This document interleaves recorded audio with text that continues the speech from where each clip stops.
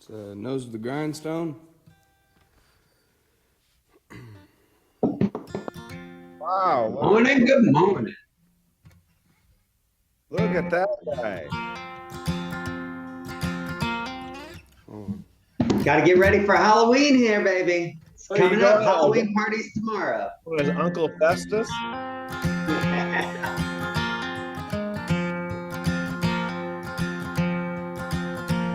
Daddy worked like a mule mining Pike County coal.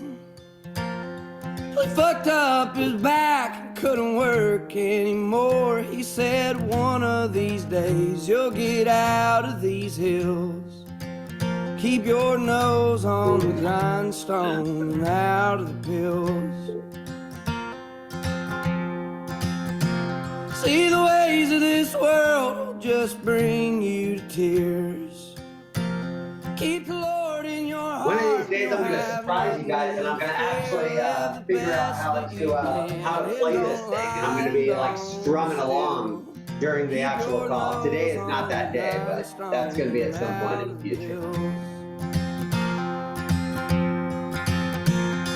Well, Daddy, I've been trying, I just can't catch a break. There's too much in this world I can't seem to shake.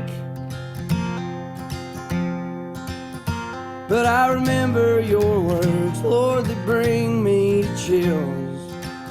Keep your nose on the grindstone and out of the pills.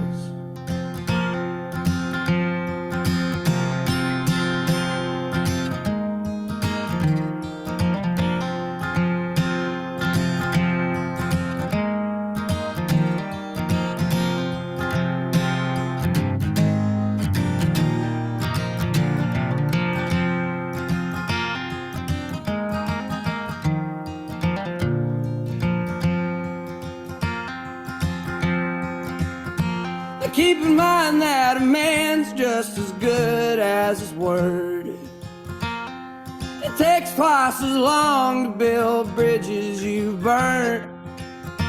And there's hurt you can cause, time alone cannot heal. Keep your nose on the grindstone and out of the pills.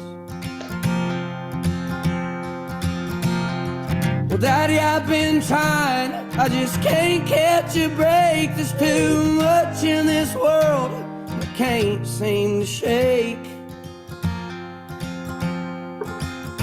But I remember your words, Lord, they bring me to chills. Keep your nose on the grindstone and out of the pills. Keep your nose on the grindstone.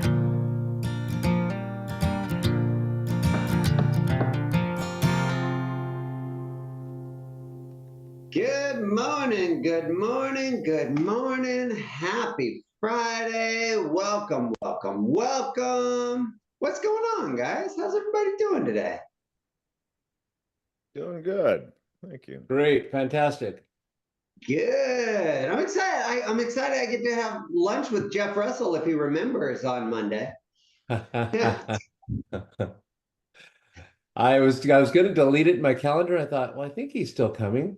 The good thing Kelly was on that email because at 5 in the morning, I'm like, you're killing me, Jeff Russell. Killing me, sir. I know, but, he needs to start checking. He needs to start checking with me before responding. Right? He's like, when is this? I'm like, Jeff, it's a goddamn calendar invite on your calendar. It tells you exactly when the day is that Dominic and I are coming into town and having lunch with you. Beautiful, well, beautiful. Have it in our calendar for Monday at noon. Well, I'm excited to see you both. Yes, it'll be fun times. I'm bummed I'm going to miss your party. I'm really bummed about that, but there's always next year. Yeah. So for any of you guys that are out of state, like you guys, we host a hell of a Halloween party. The same DJ that DJs for the Houston Texans is our DJ. So he comes out here, and then we have a taco truck that's been coming for 6 years straight. And man, yesterday was such a whirlwind. I'm sitting here hosting. I was hosting American Destiny's 5-star recap, which is going to be our same topic here today. So for those of you guys that were on yesterday's call, a little bit of participation, right? You guys know the questions. You guys have the answers to the test. Hopefully you guys have thought about this shit a little bit, and you guys can, add in your 2 cents as well. But I was doing that, one, because Eric is in Italy, but 2, in preparation for this call, just to kind of see topics and stuff like that that we want to cover. And literally, as I'm finishing up that call, I see a truck pull up, and we've been waiting for 4 months now. So if you guys, I don't know if anybody shopped for patio furniture here recently, it is a nuisance. Like, the amount that they charge for patio furniture, I was like, oh my God, you guys know this shit is outside, right? This is more expensive than inside furniture, which blows my mind. And so my wife, she's like, man, I love this stuff from Restoration Hardware. I was like, okay, cool, let's kind of bid it out. Yes, I had no idea what they actually charge for furniture, right? And so get this. So we redid our entire backyard. It is a large space, right? We have almost 2,500 square feet of travertine alone. And so we have a dining room table, we have 2 couches, we have 6 chairs, we have 4 chase lounges, some tables and stuff like that. And guys, Restoration Hardware, I'm convinced, is out of their mind at this point in time. The bid was $68,000. And I was like, babe, we're not even having the same conversation here. Not even in the same ballpark. I will sit on my yoga mat out there if I need to at this point in time.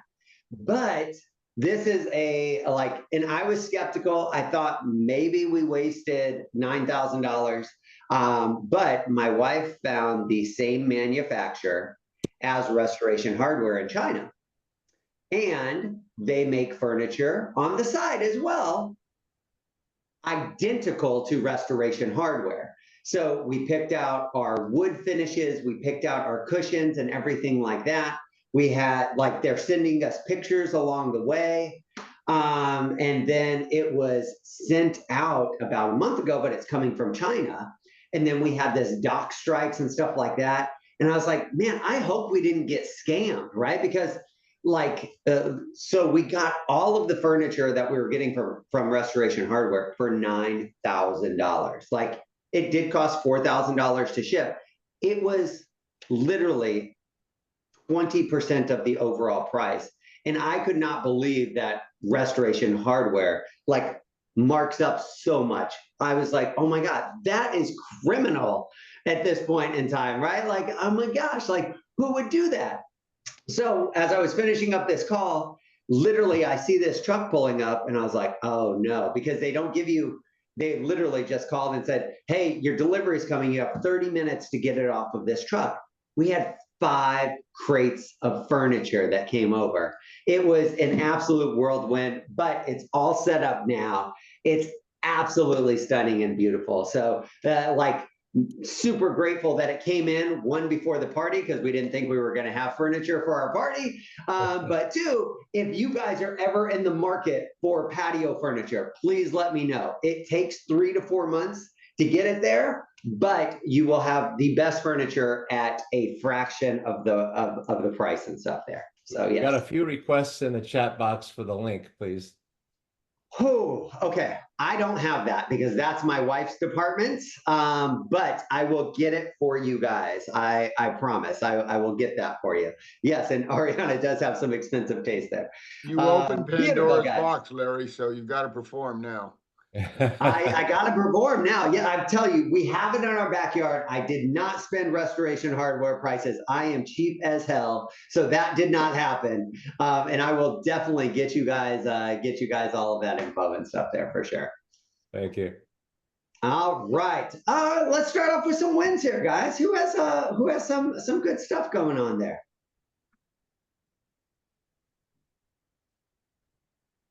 I do. I think I just kind of covered it in our last meeting how that's a great win. COVID and 4 REOs, but managed to push through it.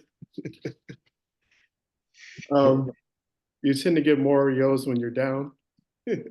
but it When was you great. go on vacation, when you're sick, when you're not feeling well, is like when the REO portals open, right? Like not when everything is all planned out, not when everything is running and you have all of this extra time. Yes.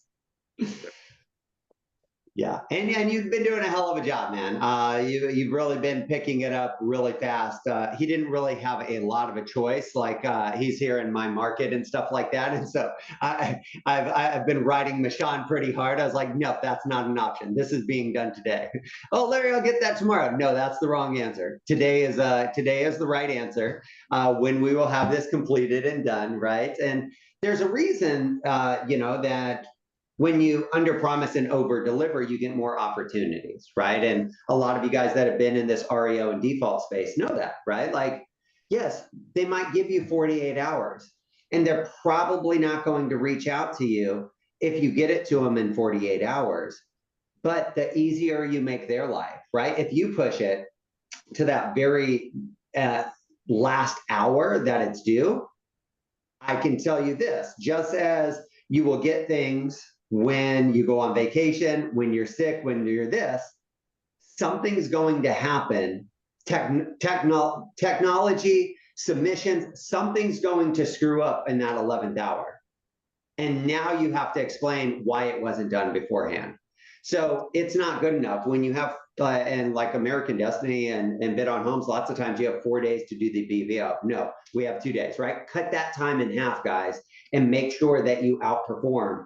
And sometimes that system is a little bit slower, so plan ahead, right? If you don't have 2 hours to do 15, 20 minutes, do 1 day for all of the market data, do 1 day for the comps, plan that stuff out so that way you can get ahead of it. But man, you've been crushing it, Michon, and you're also doing a lot of traditional business and stuff as well. So keep it up, man. You're on the right track. Beautiful win there. So yeah, we got business coming in. Michon is crushing it out here in the Houston market and stuff here. Who else has a win that they want to share today? Who has their second win? Yeah, I get a I win. have one. Oh, go ahead. Ladies first. Oh, thanks, Robert. I got a price drop from a client on their listing. I've been begging for 3 months and I finally got it last night. And now I'm getting showings. Oh, look at that, right? And this is an important part, Maggie, right? Like whether it's a traditional listing, whether it's an REO listing, right? Like don't be tied to the emotions. I know that sometimes we get so pissed off, like, oh, why won't you just listen to me, right? They're trying to get the most out of their product. And they might have gotten another opinion from somebody else that said that they could get more, right? So you don't know what's going on that side. They might have looked on Zillow, right? And so they're trying to get the most out of their asset. They want to sell it, but they want to get the most out of it. They want that best deal. Don't be tied to the emotions. Lead with data and communicate that.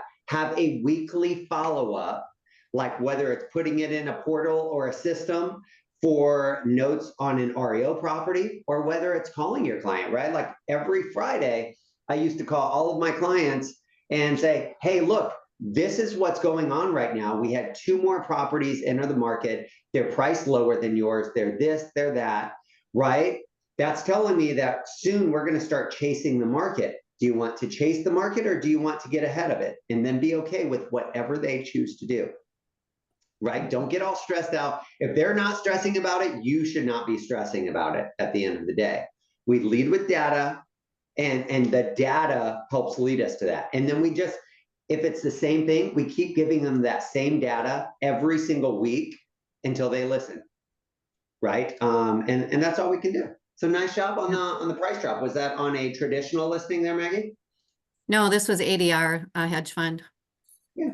And they got so they had gotten 2 more BPOs on it that were so far off. I was just floored, like who did these, And so, I just held my ground and kept telling them they were wrong.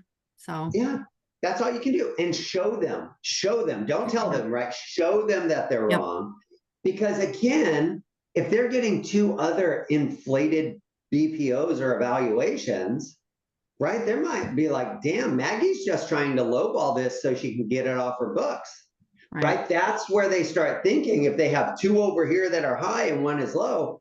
And this is where now that it's gotten into your price range, right? Like HUD did that same thing to me, right? Like Vanessa reached out to me and she's like, Larry, we haven't had an offer in 2 months. What's going on this? I was like, well, you priced it $40,000 more than I recommended, right? Like I've been requesting this same thing since this time. Literally, we had a above asking price offer, within 4 days after that, once we got into that price, right? So this is where we just keep adding the value, keep showing them traditional REO. It doesn't matter. You guys need to be doing that same thing for your client. So nice job. Stay at it. Like they're hiring you for a reason. And this is where we shine. And the more this market fluctuates, the more all of these evaluations and stuff are going to be across the board. So lead with data. Have like for like properties, right? And this is where a lot of traditional agents have no idea how to actually do a CMA, have no idea how to actually evaluate properties and stuff. That's something that Michonne and I have been working through, right? Like this REO side of things will make your traditional business so much stronger when you can make those adjustments and do that and really price those properties where they need to be. Not like, oh, well, this one sold in your neighborhood for $450, so yours should. Because you have to compare those, right? And you have to adjust those. So nice job on that. And Robert, did you have the third win for the week, my friend? Yeah, I was certainly going to add on to the REO conversation. I had a win where we've had a property for going on 2 years after just a lot of heavy lifting. We're going to finally cross the finish line early next week. But in doing that, I was shaking the trees and I reached out to a private investor and he took a property back through foreclosure. Private investor just followed the process and got a new listing for the private investor side. So it just goes to show there's a lot of ways to shake that tree to get listings, whether it's traditional or REO. And I work out with your, your private investors. I know Jeff talks a lot about it with Property Radar. Reach out to your private investors. Those folks really, they're not asset managers. They have no idea who to turn to. And by doing so, we got a nice little listing. And so that's kind of the win I had. Beautiful, man. Yeah, and we're going to talk about a little bit more about private money and financing and stuff here today as well. So again, I had a lot of you guys. Was there somebody else that was saying something? Yeah. What's up, Jeff? I did. Mark, I'd like to ask Mark if he doesn't mind sharing the win that he had. He shared a win on my REO call yesterday about what Robert just talked about, basically looking at Property Radar. And I don't want to take the thunder, but can Mark share that real quick? Yeah. Why are you being shy over there, Mark? You don't want to participate? Don't sit here and be selfish and just suck up all this goodness on this call, brother. Come on. So by using Property Radar and tracking the local share of redemption sales, while I was at 5-star, we had a sale and my assistant pulled a list and checked it out. And a lot of these small local or just state-only banks, they don't have huge departments for asset distribution. So I got on LinkedIn, started messaging people who's taking care of this asset because I knew it went back to them, and I got responses pointing me directly right into the correct person. I've been talking to her and got the listing. Boom! Congratulations! Yep. Yeah, congratulations, man. That's huge. And I think there's going to be a lot more opportunities like that as well if you're looking in the right places, right? And so, as I was hosting American Destiny's call yesterday, right, the key term was pivot, right? So there will be just as many opportunities as there was in the last cycle, I promise you. But it's going to look a hell of a lot different. The same players are not here. The market is not the same. It's shifting. And these are the things that I want to talk about today. So if you were on yesterday's call, again, we're going to go through these same topics, but I would like your participation with some of the ideas, the ones that stuck out to you. Maybe you expanded on that a little bit and was like, oh man, I could go this way, or I could go that way, or I could dig into this a little bit more with Property Radar and stuff like that. So I want this to be super interactive. attractive because you guys are these industry leaders across the country, and you guys are doing more, like the people on this call are doing more business than 99% of realtors out there. I promise you. So this is a talented group of agents and stuff here. So let's jump into it, guys. A few weeks ago, a lot of us were out at the 5-Star Conference in Dallas, Texas. It is the largest REO and default conference in the country.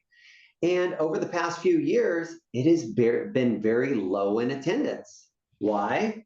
Because people are like, oh, there's no REO. I'm not going. I'm not spending my money to go there. There's no REO. I will let those people keep that mantra and mentality, because now is the time to be setting up these relationships that will be fruitful for the next 4 to 8 years. Like in the last cycle, 2005, 2006, 2007 was the time to set up your systems. Not 2008, not 2009, not 2010. There was people that captured too much of the market share, right? This is where you're like, well, why are those agents getting all of the business, right? Because they've been there from the start. They've kicked ass. Their asset managers don't have to question them. They don't have to answer silly questions of how do I submit this, or how do I do this for real? Like, imagine if you're managing 500 properties. Let's say you had 200 agents, right? What if each one of those agents asked one question? Like, you have no time for anything else. Our job is to make their lives easier. And the easier that you make their lives, the more business that you do. I promise you this. All right. So we were, a lot of us were out there. We hosted an REO training event with American Destiny. We did a huge happy hour event with American Destiny, Templeview, MCM Capital. I think we had Ground Floor Mortgage, Asset Optimization, a lot of the asset managers that are in our group and stuff like that. We're all there. And then American Destiny had a private event. Everything that we did was sold out, standing room only. It was wonderful. Though the numbers always tell you a story, those numbers tell me that we're adding value and we're doing the right thing, right? The fact that you guys are on this call and stuff like that, coming here, tells me that we're doing something right, every single Friday. So track and measure, right? Like, track and measure where you're getting business from. It will tell you if you're doing a good job or not. If you're like, well, I'm in that network, but that agent has 10 properties and I have 2. Like, don't be like, whoa, me. Ask why, right? Like, ask why to yourself, not to the asset manager, right? Ask why to yourself and see how you can step up your game. See how you can add some more value and stuff to those clients at the end of the day. So the whole goal, right, when we go to those conferences is to kind of evaluate what kind of trends are happening, what kind of market shifts and stats are happening that are going to create future opportunities for us, right? And the first topic that I want to talk about today is, let's talk about just kind of foreclosure REOs. For some of you guys that attended the conference, right? What kind of market stats, what kind of trends are you guys seeing in this foreclosure and REO space that are going to provide some opportunities? And if you didn't attend, what kind of things are you guys seeing in your own market? Are you guys seeing an increase in notice of defaults? Are you guys seeing more short sales? Are you guys seeing this? All of those things are leading indicators on what's coming on, what's on the horizon and what's coming forward. So who wants to start off? What are some trends and stuff that you're seeing or were shared at the 5-Star Conference that you think are relevant, that would add some value to everybody here?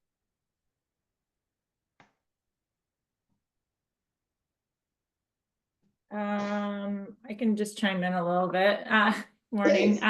I just that, we're going to see less foreclosures from, the big companies, more, a lot of people are trying to save their homes.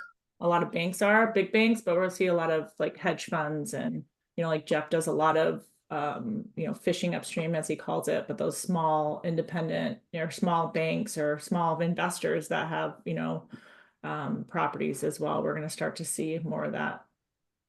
And why do you think we'll see less foreclosures, Kelly Jones? Because the government or they're trying to save, there's a lot of, they're trying to save the property from being foreclosed, right? Offering more options out there versus back in the day where they didn't offer options. So there's a lot more options I feel available to the consumer now. Absolutely. So think about this, guys, right? And Kelly hit it on the head, right? Well, a big thing of what we spoke about yesterday was forbearance agreements. When COVID hit, like something I've never seen in the market, right? The government intervened and said, look, we cannot, like, people can't go to work right now, right? Sales jobs, like people can't communicate for sales jobs, this and that. We can't foreclose on homes, right? So one, there was a moratorium that stopped foreclosures that really hasn't picked up where it left off. So that was the first thing. Two, the government started requiring some of these institutions, especially for primary homeowners, right? Investors a little bit different, but for primary homeowners, right, that we couldn't foreclose and that we had to have options. And so forbearance agreements became very heavy. And if you don't know what a forbearance agreement is, you need to, because you could have literally called up for any bank and said, hey, like COVID is like stressing me out. I don't know what I'm going to do. I'm having a hard time.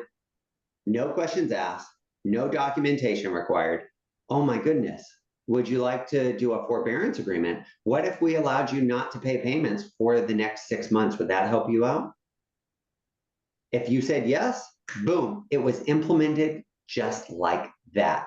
Now, do they just say, hey, this is out of our heart. We love you guys. You guys have been paying your mortgage for 10 years now. Like, don't worry about that. No, they don't. That money gets tacked on. The interest rate all gets tacked on. It has to be paid. It's just being deferred to the end of that loan, right? Which starts chewing up the equity, because that's a very common misconception is everybody has equity now. No, there's a lot of people that have equity. There's always a lot of people that have equity. There's always a lot of people that are in default and falling behind as well. Like, this is nothing new. So that chews up equity. But guess what, guys? How many times could they exercise that forbearance agreement? Was it just once? Somebody shake their head no. Was it twice? Was it 3 times? Literally, like, you could just keep doing this shit for years. At some point, those investors need to get paid, or the government's going to have to subsidize those banks and stuff like that, because they're running a business. They have to get paid. So this is creating a problem that we don't know what the solution's going to be yet. But this is where, like, if you're prospecting and you're doing these things, a huge opportunity is getting to these folks prior to them, getting into the foreclosure cycle. You will get paid more and work less if you can do that, guaranteed. But you got to work the notice of defaults and stuff. And this is where we've talked about the script a lot of times, right? Like, don't call and say, hey, Kirk, I see you have a major mortgage payment recently. No, you're going to get hung up on, right? Like, people have these bruised egos. They're sensitive, especially if you get a man on the phone. Oh my gosh, don't tell me that I'm not paying my bills, even if it's true, right? You're going to get hung up on. But this is where, if you call, the problem already. So call with options now and say, hey, look, I know that Kirk, I know that you probably had no desire to sell your home right now. I have people looking in your neighborhood and there's no inventory. You're never obligated, but if I brought you a few offers, would you like to see them? Most of the time, they're going above market value because of the lack of inventory. How many appointments do you think you could set with that? I can tell you, Robert Weichelt takes 3 to 5 listings every single week with something similar to that. When I tested that script, 17 listings in 3 weeks, right? With that same script. So the problem, they're behind. Come with the solution on that side of things, right? So forbearance programs and stuff like that are starting to wind down, right? These banks are going to have to start figuring out solutions.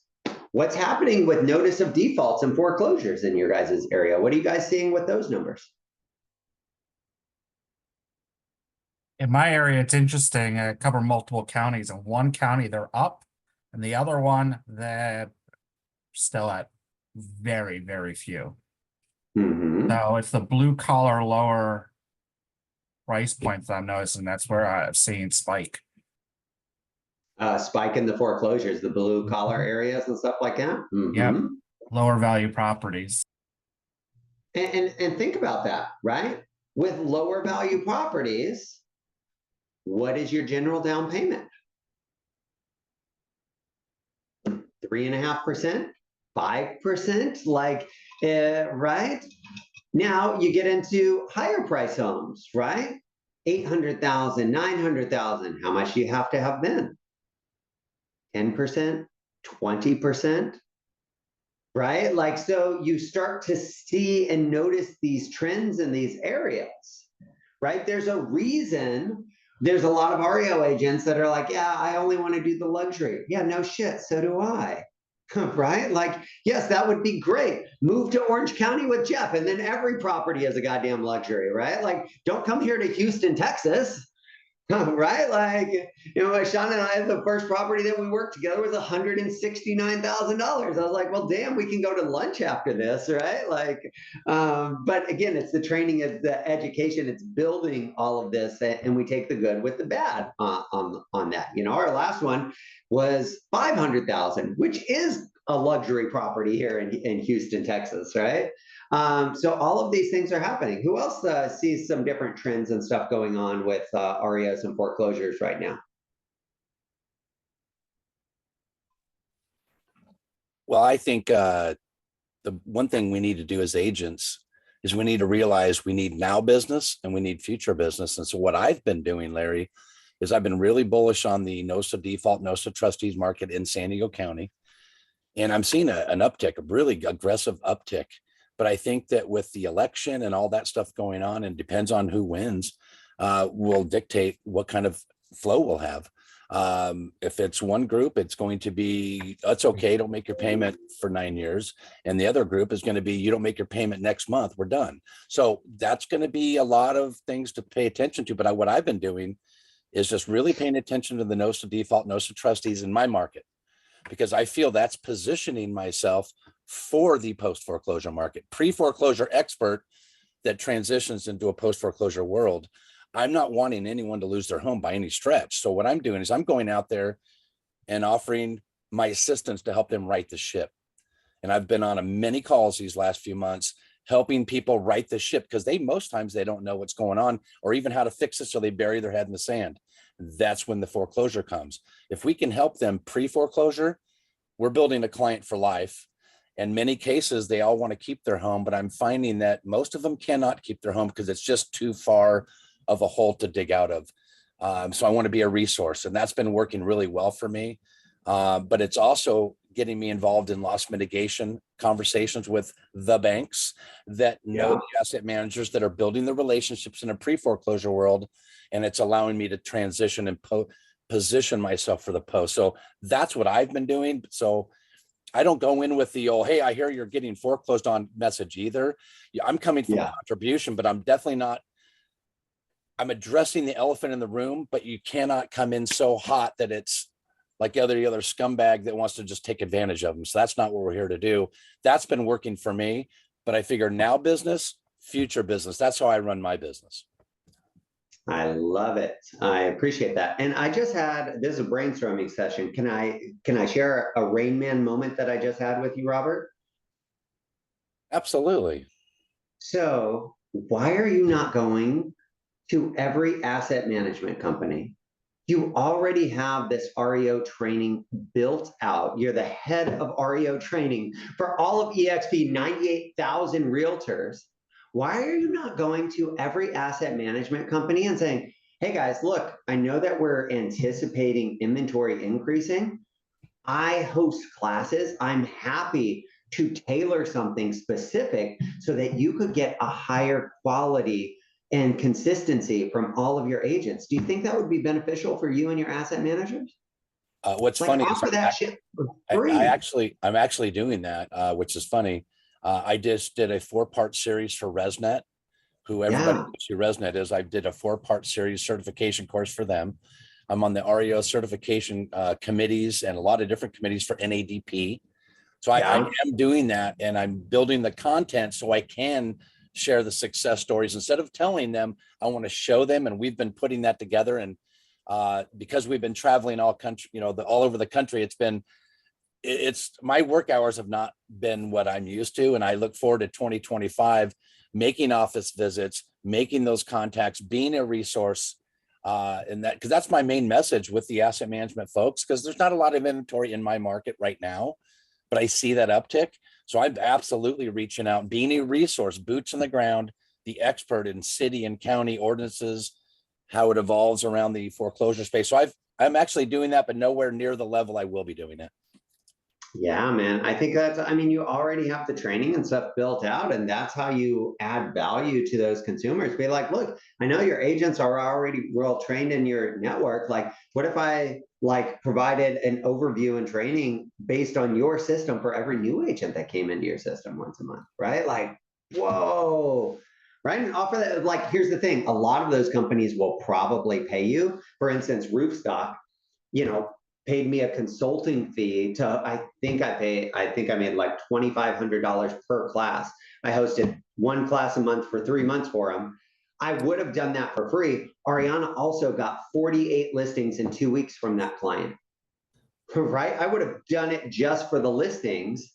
Like the consulting fee and stuff was just extra at that point. So think, again, this is where, guys, when we think outside of the box and how do we come from this place of contribution and add value, the more value you add to other people, the more value it's going to add for you, the more you're going to be compensated at the end of the day. So start thinking ahead of where this market is going here.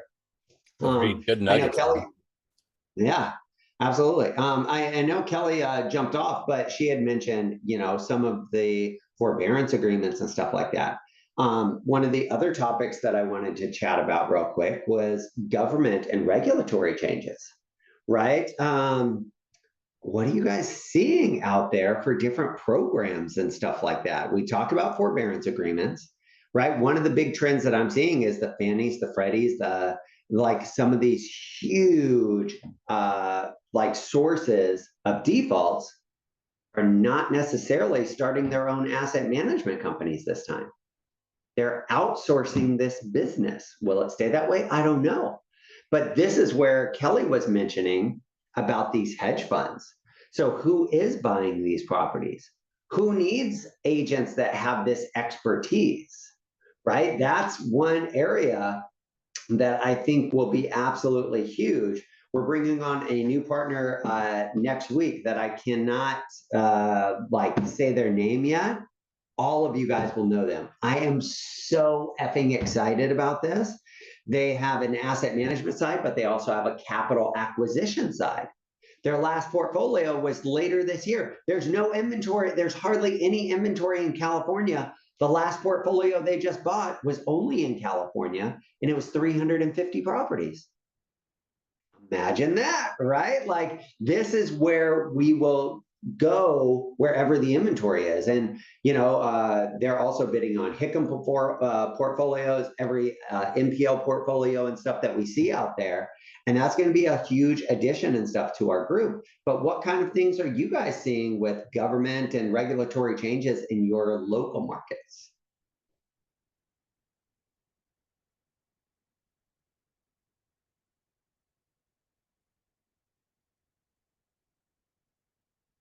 Yeah, so as I said on yesterday's call, Larry, that we have communities like Newark, New Jersey, where they've started their own program where if a homeowner has a property that's distressed, it gets taken over by the city of Newark and it's put into the program. And once it's in the program, it's no longer available for sale on the marketplace. And the city of Newark will offer it through a program to help low income families qualify and occupy the home and purchase it and those things. So what they're doing is basically they are reducing the inventory out there, and of course that's going to raise prices for what's available.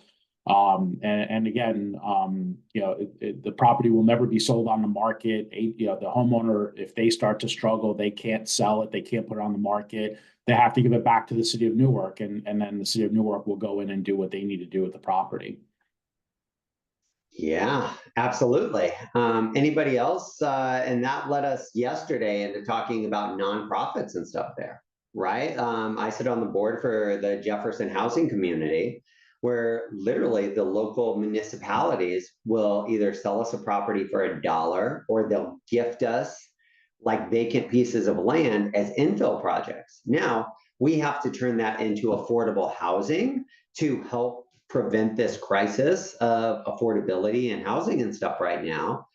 But and you have to look at this in your specific market, right? What are the opportunities? How do you get to be a part and work with some of those boards? I can tell you, like Jefferson Housing Community, we have agents that host classes for us to teach homeowners how to apply for grants, for loans, for different programs that will help them get into this. A lot of you guys are HUD listing agents. We have to host a class every single month to educate people on the HUD program, right? The Good Neighbor Next Door program, where police officers, firefighters, first responders can buy homes at 50% of the list price. Right? What's going on in your guys' area? Did somebody have something to say there?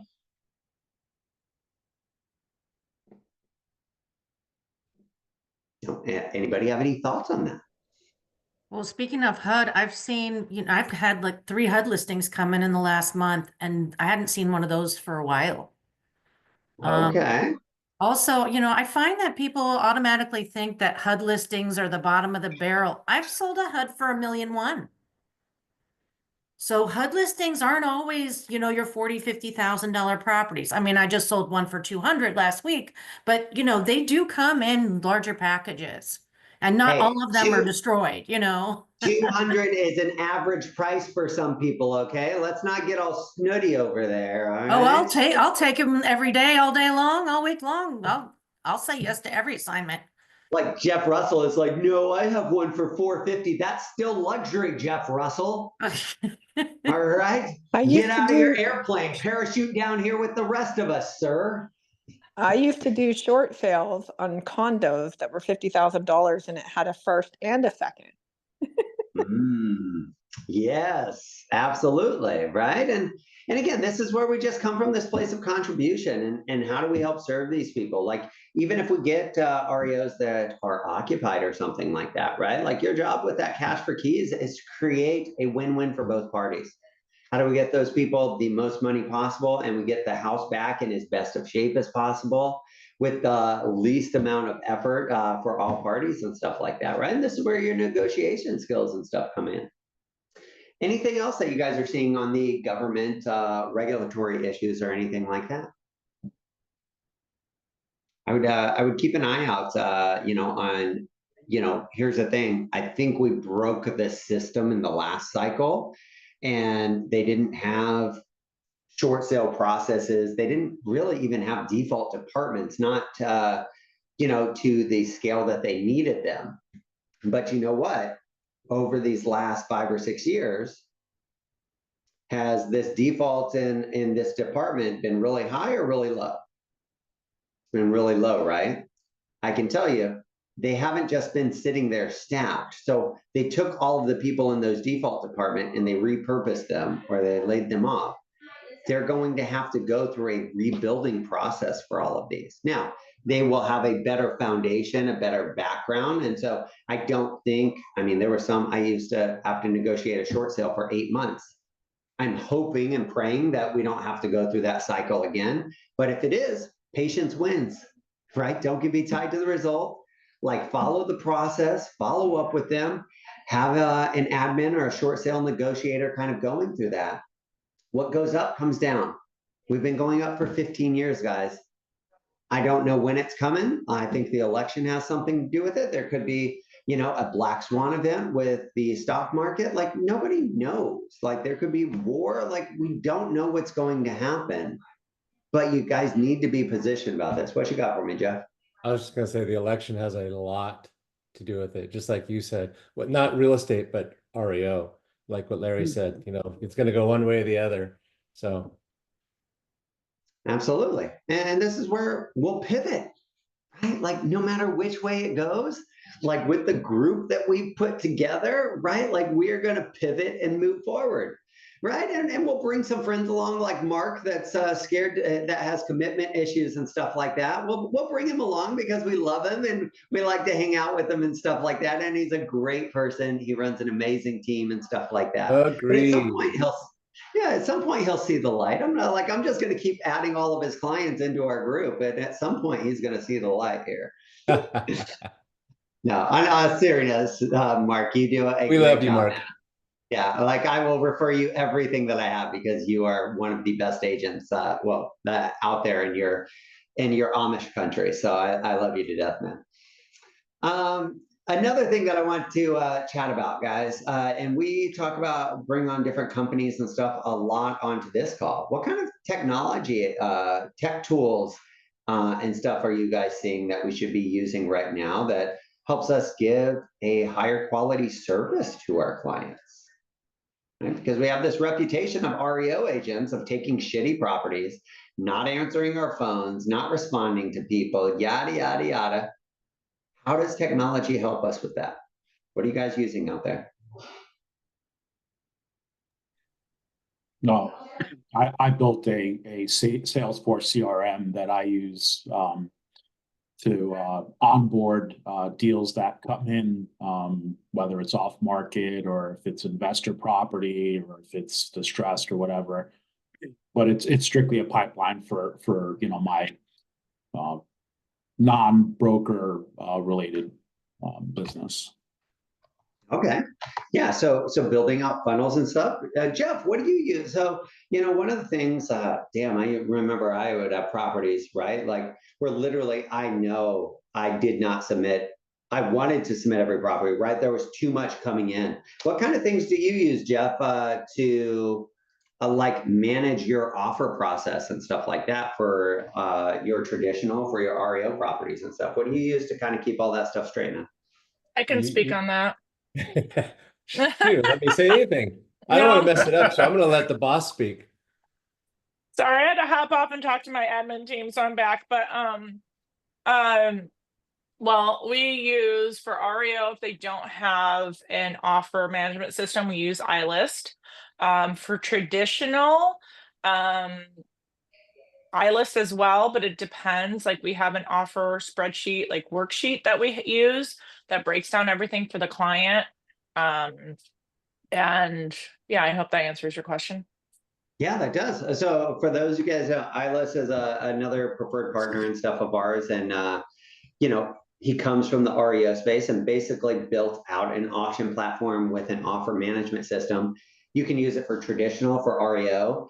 And literally, instead of saying, hey, send me your offers, right? You have an offer, like you have a link. They submit it there and it puts all of your deals side by side by side. You can have it to where it notifies your client instantaneously and says, hey, Mark, we just got an offer in today on your property, right? We're reviewing and we'll get you all the details here shortly, right? Like, so it's kind of this transparency process, but it also takes you out of the middle, right? Because if you start managing this 20, 30 offers and these all come into you, like maybe you responded, you were missing something, but could that agent come back and say, hey, can I see proof that my offer was submitted? If you can't do that, that's a liability issue. That's a litigation issue, right? That, Mashawn was showing favoritism. He submitted Larry's property, but he didn't submit Mark's property. Is it because I'm at a different company, right? Like, why is he playing favorites? When you have a system like that, it handles all of that for you. Right? Like, oh, sorry. I thought you had something to add there, Kelly Jones, but never mind. I did, but I thought you were done. I didn't want to interrupt. I'm sorry. No, go for it. Go for it. Now that you've been interrupted, go for it. I'll include our offer worksheet that we do use because it is really helpful for clients if you don't use the iList system. because we don't use ILS for every one of the properties, you know, so this is helpful when those onesies and twosies offers that you get. Obviously it's customized for California. We have a lot of things on our purchase contract, but just to give you an example of how it looks. Okay, yeah, so she put the Dropbox link in there, guys. So take a look at that, right? If your system is not up to par, how can you use this call to increase your systems to increase that? Ryan Luthi, I see that you unmuted. What do you got, my friend? Yeah, I was just going to share kind of a whole different tool that I've been using. It's like it's a digital hub. So what I've found in the past is I did soft touch business cards. I got all fancy with them, and everyone's like, "Ooh, wow!" And the reality is, it's probably ended up under their car seat, in between the car seat, the place where things go to die, underneath a cup of spilled coffee or in the garbage, right? So I got frustrated with, you know, I've been in the game 10 years, done all these things, right? But it's kind of sharing value quickly is difficult, right? And so specifically for situations where I'm in front of people, can I just share my screen here? Is that Go for it, brother. possible? Yeah, Sweet. should be unlocked. So this is my digital hub. So I've got a drone video of Minneapolis and St. Paul here in the background. Then I have a greeting video here that tells them how I want them to go through my hub. So it's like, think of yourself as like having an AI version of yourself on your website, guiding people, click here and then do this. And then if that's interesting, click the, inquire button to submit your contact information with me. So, so this, if you click this, it literally talks through what I want them to do on my hub. And so what's kind of crazy is I've got videos of my really cool videos that I've done for listings where I'm on camera and I'm talking to the camera and all that. That's on YouTube, right? And then I've got my reviews on Zillow and my other reviews on Google, because I was afraid Zillow was going to just disappear or take them away or whatever. And then I got my website. And then I got my email and I got my business card, right? And I got all this different shit in different places. Let's be real, right? Social media, whatever. And so what I've done now is I've taken all of those things, and those are my sort of fishing lines in the water, and I direct them all to my hub. Because if you look here, I've got all my reviews in here. Actually, not all, but you can just see pretty much endless reviews and stuff, stuff like Nick Host says, Ryan is the man. Blah, blah, blah, blah, blah, right? And so, I guide people to the reviews so that they can see what I'm doing and hear the story there. If you click here under media, you can see my my listing video here. I don't know if you guys can hear it, but it's that drone video. It's coming in. It's actually, the camera is on a boat coming into a lake listing. Yeah. So basically, the cool part is I've gotten listings from these other videos that I've done, these other listing videos that I've done, but everything was in different places. So I was like, how am I showing value quickly to really lock in, somebody right away? And in particular, nowadays with the lawsuit and things like that, I think we're being forced to provide even more value, especially on the buy side. And so I think it's really been pretty groundbreaking for me. And all you have to do in a live networking session is click on the QR code. And what's amazing is when they scan this, I hit okay, and then I just say, yep, and I just save my contact. And it makes a very natural way for my information, my headshot, my logo, my website, my email, my everything, my hub, this direct link to my hub, right into their phone. So when I call Sally Jensen that I talked to at the gas station, when she saw the sticker on my car about, what's your home worth or whatever, right? Whatever random conversation you're having. When I call her back, I'm not going to be a random number she's going to screen, right? So from all avenues of this, it's changed the game of a new connection to actual business. And it's $10 a month. It's hilarious. So really, really cool. The company's called Elevix. And here's the thing, guys.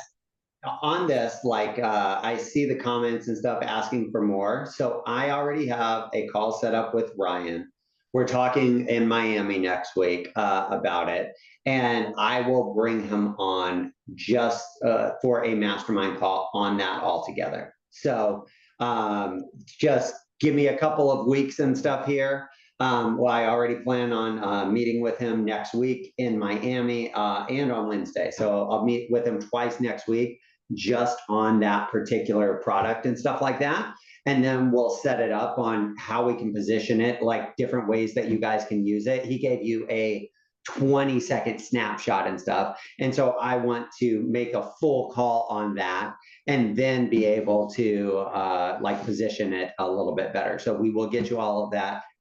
And for any of you guys that are in Miami, like you can sit down with us and stuff when we talk about that as well. So I appreciate that. That's a good segue. And the fact that, you know, there's so much inquiry tells me that it's a good topic to have on our mastermind call and stuff there as well, Ryan. So we'll dig into that on Wednesday, my friend. Awesome. Thanks. Mishan, did you not just hear me say be patient? God damn it! I did, but I'm just ready to sign up. Did you miss that whole piece? I want to put all my shit into one place too. Be patient. Let me position this and package this correctly. Please say a little bit of it. I just want to jump on it really quickly while the iron was hot. I want to put all my shit into one place too. I think that's amazing. You guys are Ryan, you just said it. Just say it one more time. I want to respect Larry, but no, I'm excited. I do want to do it right with you guys too, because what we'll do for you guys is I can do like a Zoom call and walk you through how I've kind of taken all these pieces and put it together. So you have all that done, and then we'll record it, and that way you guys can, you know, use that to go and kind of recreate what I've done here. So beautiful. Awesome. So guys, here's the thing, right? There's a lot of technology that's changing it. It should allow us to be a better person. Yesterday, we talked about drones, 2D, 3D, professional photos, which in the past were never done on REO properties. That's starting to become the standard, and I think it should be, right? Like we should, like when you're doing that much business, oh, I don't get paid enough. BS, you're getting 20, 30, 40 listings from a client. Like you should be providing superior service than your competition. That will help you gain more business and stuff as well. So use this technology to push you ahead of the competition and stuff there at the same time. And the last thing I just want to talk about, and I will actually bring on some private and hard money lenders and stuff like that. But I mean, you know, I don't know if Brian Flatley's still here, but you know, I helped us sign a $1 million property to him in Phoenix, Arizona today from a private money lender. Like those, somebody had mentioned that those people don't have these REO networks and stuff built out. Find out who's lending in your area, who's lending on these investment loans, and start to build relationships. Do you know how you build relationships with those folks? You drive more people that are looking for investment financing to them. That is the key. That is where that's the key to their heart. They don't want to foreclose on properties. They want to lend money. Like that is their expertise. So you find ways, that's how you add value to them. Find investors, you know, that need better rates and stuff like that, that need a better product, and drive it to them. And now you start to talk about, well, hey, I'm seeing a lot of investors default right now. Are you guys seeing that same thing? Well, look, I got construction crews. I've been doing REO for X amount of years. Like that's my wheelhouse. I've been helping private money lenders like solve that problem for years. Like, let me take a look at your system. How can I add value to you? Right. So I wanted to make sure we will dig into, you know, Ryan's technology and stuff like that, that he shared here in future weeks. We'll also bring on some hard money, private money lending options and stuff like that as well, because I think that results in more listing opportunities at the same time. So, guys, that's it. Man, we did not get through as much as we did yesterday. And that's a great thing because there was a lot of communication and banter and stuff going back and forth, not just me yelling at Mishan, but on a lot of other aspects and stuff as well. So I appreciate you guys for being here. I appreciate you guys for all of the feedback and everything that you guys provide. And look forward to seeing a lot of you guys next week in Miami. Like Mark, man, it's gonna be so much fun with you in Miami next week. Now that you're going with Jeff, it's gonna be so great. And Yeah, if you guys need anything, call, text, email me, guys. I love you guys to death. Hopefully you got a couple of takeaways from this, and we'll talk to you soon. Have a great day, guys. Thanks, Larry. Have a great weekend, everybody. Bye-bye.